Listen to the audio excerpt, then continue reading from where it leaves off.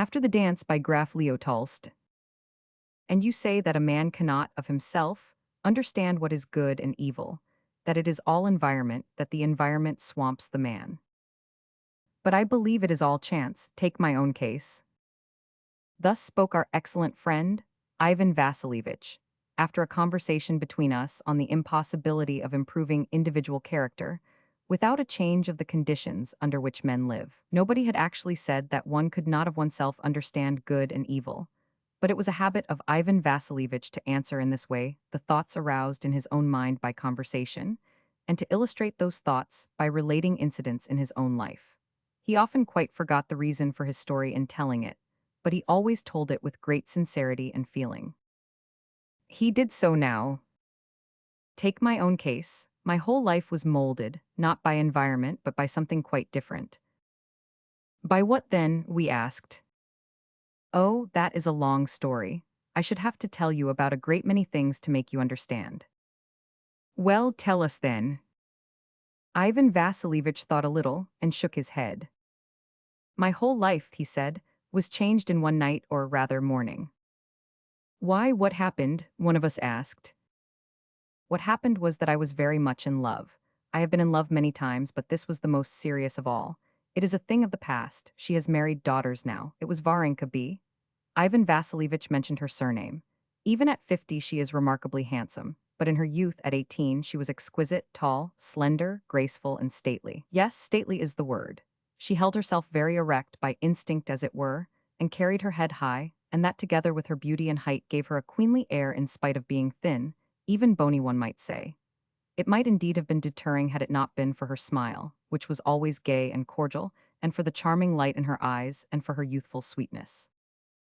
What an entrancing description you give, Ivan Vasilievich. Description, indeed, I could not possibly describe her so that you could appreciate her. But that does not matter. What I am going to tell you happened in the 40s. I was at that time a student in a provincial university. I don't know whether it was a good thing or no, but we had no political clubs, no theories in our universities then. We were simply young and spent our time as young men do, studying and amusing ourselves. I was a very gay, lively, careless fellow, and had plenty of money too. I had a fine horse and used to go tobogganing with the young ladies. Skating had not yet come into fashion. I went to drinking parties with my comrades. In those days we drank nothing but champagne. If we had no champagne, we drank nothing at all. We never drank vodka as they do now. Evening parties and balls were my favorite amusements. I danced well and was not an ugly fellow. Come, there is no need to be modest, interrupted a lady near him. We have seen your photograph. Not ugly indeed, you were a handsome fellow. Handsome, if you like, that does not matter. When my love for her was at its strongest on the last day of the carnival, I was at a ball at the provincial marshal's, a good-natured old man, rich and hospitable, and a court chamberlain. The guests were welcomed by his wife, who was as good-natured as himself. She was dressed in puce-colored velvet and had a diamond diadem on her forehead, and her plump, old white shoulders and bosom were bare like the portraits of Empress Elizabeth, the daughter of Peter the Great. It was a delightful ball. It was a splendid room, with a gallery for the orchestra, which was famous at the time, and consisted of serfs belonging to a musical landowner. The refreshments were magnificent, and the champagne flowed in rivers. Though I was fond of champagne, I did not drink that night, because without it I was drunk with love. But I made up for it by dancing waltzes and polkas till I was ready to drop, of course, whenever possible with Varenka. She wore a white dress with a pink sash, white shoes, and white kid gloves, which did not quite reach to her thin, pointed elbows. A disgusting engineer named Anisimov robbed me of the mazurka with her. To this day I cannot forgive him. He asked her for the dance the minute she arrived, while I had driven to the hairdresser, to get a pair of gloves, and was late. So I did not dance the mazurka with her, but with a German girl to whom I had previously paid a little attention. But I am afraid I did not behave very politely to her that evening. I hardly spoke or looked at her, and saw nothing but the tall, slender figure in a white dress, with a pink sash, a flushed, beaming, dimpled face, and sweet, kind eyes. I was not alone. They were all looking at her with admiration, the men and women alike, although she outshone all of them. They could not help admiring her. Although I was not nominally her partner for the mazurka, I did as a matter of fact dance nearly the whole time with her. She always came forward boldly the whole length of the room to pick me out. I flew to meet her without waiting to be chosen, and she thanked me with a smile for my intuition. When I was brought up to her with somebody else, and she guessed wrongly, she took the other man's hand with a shrug of her slim shoulders and smiled at me regretfully. Whenever there was a waltz figure in the mazurka, I waltzed with her for a long time, and breathing fast and smiling, she would say, "Encore," and I went on waltzing and waltzing, as though unconscious of any bodily existence. Come now, how could you be unconscious of it with your arm round her waist? You must have been conscious, not only of your own existence, but of hers, said one of the party. Ivan Vasilievich cried out, almost shouting in anger. There you are, moderns all over. Nowadays you think of nothing but the body. It was different in our day. The more I was in love, the less corporeal was she in my eyes. Nowadays you think of nothing but the body. It was different in our day. The more I was in love, the less corporeal was she in my eyes. Nowadays you set legs, ankles, and I don't know what. You undress the women you are in love with. In my eyes, as Alphonse Karr said, and he was a good writer, the one I loved was always draped in robes of bronze. We never thought of doing so. We tried to veil her nakedness like Noah's good-natured son. Oh well, you can't understand. Don't pay any attention to him. Go on, said one of them. Well, I danced for the most part with her, and did not notice how time was passing. The musicians kept playing the same mazurka tunes over and over again in desperate exhaustion. You know what it is towards the end of a ball. Papas and mammas were already getting up from the card tables in the drawing room in expectation of supper. The men servants were running to and fro bringing in things. It was nearly 3 o'clock. I had to make the most of the last minutes. I chose her again for the mazurka, and for the 100th time we danced across the room. The quadrille after supper is mine, I said, taking her to her place. Of course, if I am not carried off home, she said with a smile. I won't give you up, I said. Give me my fan anyhow, she answered. I am so sorry to part with it, I said, handing her a cheap white fan. Well, here's something to console you, she said, plucking a feather out of the fan and giving it to me. I took the feather and could only express my rapture and gratitude with my eyes. I was not only pleased and gay, I was happy, delighted. I was good. I was not myself, but some being not of this earth, knowing nothing of evil. I hid the feather in my glove and stood there unable to tear myself away from her. Look, they are urging father to dance, she said to me, pointing to the tall, stately figure of her father, a colonel with silver epaulets who was standing in the doorway with some ladies. Varenka, come here, exclaimed our hostess, the lady with the diamond ferroniere and with shoulders like Elizabeth, in a loud voice. Varenka went to the door, and I followed her. Persuade your father to dance the mazurka with you, ma chère. Do, please, Peter Valdislavovich, she said, turning to the colonel. Varenka's father was a very handsome, well-preserved old man. He had a good color, mustaches curled in the style of Nicola's eye, and white whiskers which met the mustaches. His hair was combed onto his forehead, and a bright smile, like his daughter's, was on his lips and in his eyes. He was splendidly set up, with a broad military chest, on which he wore some decorations, and he had powerful shoulders and long, slim legs. He was that ultra-military type produced by the discipline of Emperor Nicola's eye. When we approached the door, the colonel was just refusing to dance, saying that he had quite forgotten how. But at that instant he smiled, swung his arm gracefully around to the left, drew his sword from its sheath, handed it to an obliging young man who stood near, and smoothed his suede glove on his right hand. Everything must be done according to rule, he said with a smile. He took the hand of his daughter and stood 1/4 turned, waiting for the music. At the first sound of the mazurka, he stamped one foot smartly, threw the other forward, and at first slowly and smoothly, then buoyantly and impetuously, with stamping of feet and clicking of boots, his tall, imposing figure moved the length of the room. Varenka swayed gracefully beside him, rhythmically and easily making her steps short or long, with her little feet in their white satin slippers. All the people in the room followed every movement of the couple. As for me, I not only admired, I regarded them with enraptured sympathy. I was particularly impressed with the old gentleman's boots. They were not the modern pointed affairs, but were made of cheap leather, square-toed, and evidently built by the regimental cobbler. In order that his daughter might dress and go out in society, he did not buy fashionable boots but wore homemade ones, I thought, and his square toes seemed to me most touching. It was obvious that in his time he had been a good dancer, but now he was too heavy, and his legs had not spring enough for all the beautiful steps he tried to take. Still, he contrived to go twice round the room. When at the end, standing with legs apart, he suddenly clicked his feet together and fell on one knee, a bit heavily, and she danced gracefully around him, smiling and adjusting her skirt. The whole room applauded. Rising with an effort, he tenderly took his daughter's face between his hands. He kissed her on the forehead and brought her to me, under the impression that I was her partner for the mazurka. I said I was not. Well, never mind, just go around the room once with her, he said, smiling kindly, as he replaced his sword in the sheath. As the contents of a bottle flow readily when the first drop has been poured, so my love for Varenka seemed to set free the whole force of loving within me. In surrounding her, it embraced the world. I loved the hostess with her diadem and her shoulders like Elizabeth, and her husband and her guests and her footmen, and even the engineer Anisimov who felt peevish towards me. As for Varenka's father, with his homemade boots and his kind smile, so like her own, I felt a sort of tenderness for him that was almost rapture. After supper, I danced the promised quadrille with her, and though I had been infinitely happy before, I grew still happier every moment.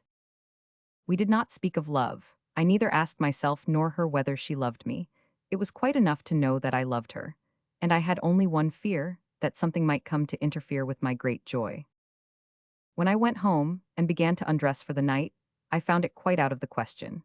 I held the little feather out of her fan in my hand, and one of her gloves which she gave me when I helped her into the carriage after her mother. Looking at these things, and without closing my eyes, I could see her before me, as she was for an instant when she had to choose between two partners. She tried to guess what kind of person was represented in me, and I could hear her sweet voice as she said, "Pride, am I right?" and merrily gave me her hand. At supper, she took the first sip from my glass of champagne, looking at me over the rim with her caressing glance. But plainest of all, I could see her as she danced with her father, gliding along beside him, and looking at the admiring observers with pride and happiness. He and she were united in my mind, in one rush of pathetic tenderness. I was living then with my brother, who has since died. He disliked going out and never went to dances, and besides, he was busy preparing for his last university examinations and was leading a very regular life. He was asleep. I looked at him, his head buried in the pillow and half covered with the quilt, and I affectionately pitied him for his ignorance of the bliss I was experiencing. Our serf Petrusha had met me with a candle, ready to undress me, but I sent him away. His sleepy face and tousled hair seemed to me so touching. Trying not to make a noise, I went to my room on tiptoe and sat down on my bed. No, I was too happy, I could not sleep. Besides, it was too hot in the rooms. Without taking off my uniform, I went quietly into the hall, put on my overcoat, opened the front door, and stepped out into the street. It was after 4 when I had left the ball. Going home and stopping there a while had occupied 2 hours, so by the time I went out it was dawn. It was regular carnival weather, foggy, and the road full of water-soaked snow just melting, and water dripping from the eaves. Varenka's family lived on the edge of town near a large field, one end of which was a parade ground. At the other end was a boarding school for young ladies. I passed through our empty little street and came to the main thoroughfare, where I met pedestrians and sledges laden with wood, the runners grading the road. The horses swung with regular paces beneath their shining yokes, their backs covered with straw mats and their heads wet with rain, while the drivers, in enormous boots, splashed through the mud beside the sledges. All this, the very horses themselves, seemed to me stimulating and fascinating, full of suggestion. When I approached the field near their house, I saw at one end of it, in the direction of the parade ground, something very huge and black, and I heard sounds of fife and drum proceeding from it. My heart had been full of song, and I had heard in imagination the tune of the mazurka, but this was very harsh music. It was not pleasant. What can that be? I thought, and went towards the sound by a slippery path through the center of the field. Walking about 100 paces, I began to distinguish many black objects through the mist. They were evidently soldiers. It is probably a drill, I thought. So I went along in that direction in company with a blacksmith, who wore a dirty coat and an apron, and was carrying something. He walked ahead of me as we approached the place. The soldiers in black uniforms stood in 2 rows, facing each other motionless, their guns at rest. Behind them stood the fifes and drums, incessantly repeating the same unpleasant tune. "What are they doing?" I asked the blacksmith, who halted at my side. "A Tartar is being beaten through the ranks for his attempt to desert," said the blacksmith in an angry tone, as he looked intently at the far end of the line. I looked in the same direction, and saw between the files something horrid approaching me. The thing that approached was a man, stripped to the waist, fastened with cords to the guns of two soldiers who were leading him. At his side, an officer in overcoat and cap was walking, whose figure had a familiar look. The victim advanced under the blows that rained upon him from both sides, his whole body plunging, his feet dragging through the snow. Now he threw himself backward, and the subalterns who led him thrust him forward. Now he fell forward and they pulled him up short, while ever at his side marched the tall officer, with firm and nervous pace. It was Varenka's father, with his rosy face and white mustache. At each stroke the man, as if amazed, turned his face, grimacing with pain, towards the side whence the blow came, and showing his white teeth repeated the same words over and over. But I could only hear what the words were when he came quite near. He did not speak them, he sobbed them out. "Brothers, have mercy on me. Brothers, have mercy on me."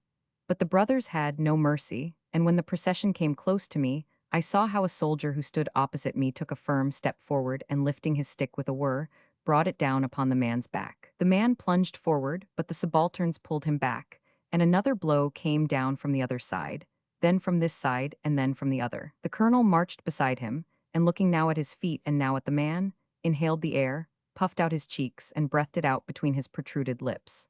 When they passed the place where I stood, I caught a glimpse between the two files of the back of the man that was being punished. It was something so many-colored, wet, red, unnatural, that I could hardly believe it was a human body. "My God," muttered the blacksmith. The procession moved farther away. The blows continued to rain upon the writhing, falling creature. The fifes shrilled and the drums beat, and the tall, imposing figure of the colonel moved alongside the man, just as before. Then, suddenly, the colonel stopped and rapidly approached a man in the ranks. "I'll teach you to hit him gently," I heard his furious voice say. "Will you pat him like that? Will you?" And I saw how his strong hand in the suede glove struck the weak, bloodless, terrified soldier for not bringing down his stick with sufficient strength on the red neck of the Tartar. "Bring new sticks," he cried, and looking round, he saw me. Assuming an air of not knowing me, and with a ferocious, angry frown, he hastily turned away. I felt so utterly ashamed that I didn't know where to look. It was as if I had been detected in a disgraceful act.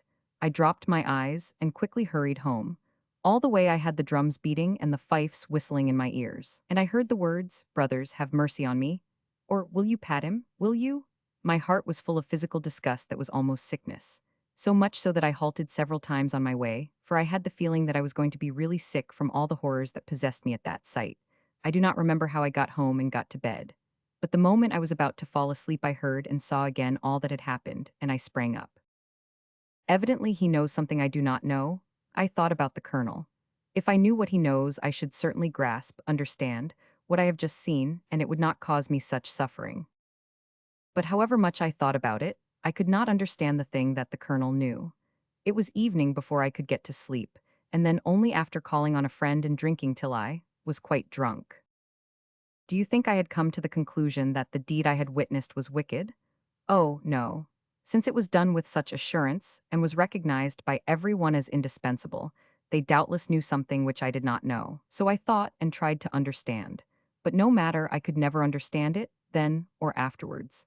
And not being able to grasp it, I could not enter the service as I had intended. I don't mean only the military service. I did not enter the civil service either. And so I have been of no use whatever, as you can see. "Yes, we know how useless you've been," said one of us. "Tell us rather how many people would be of any use at all if it hadn't been for you." "Oh, that's utter nonsense," said Ivan Vasilievich with genuine annoyance. "Well, and what about the love affair?" My love, it decreased from that day. When, as often happened, she looked dreamy and meditative, I instantly recollected the colonel on the parade ground, and I felt so awkward and uncomfortable that I began to see her less frequently. So my love came to naught. "Yes, such chances arise, and they alter and direct a man's whole life," he said in summing up. "And you say,